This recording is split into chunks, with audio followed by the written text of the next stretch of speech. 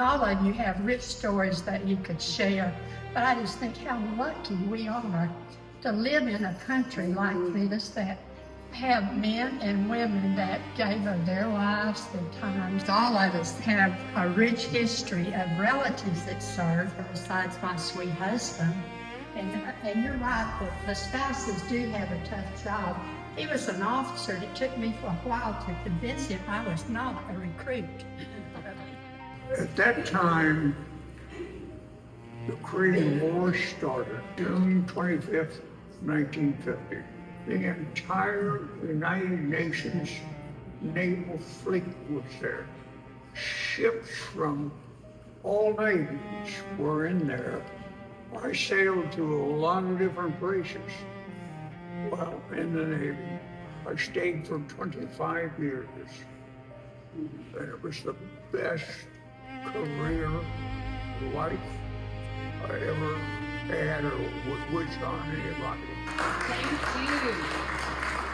My oldest brother was only 21 when he was killed in a B-29 who was flying over the Himalaya Mountains.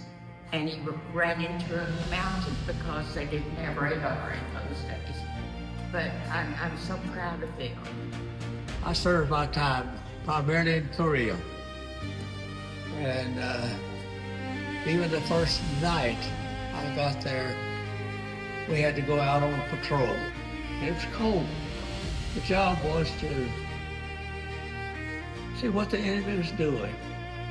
So we laid it out in the snow for many nights and listened in order to get information to rate back to the infantry.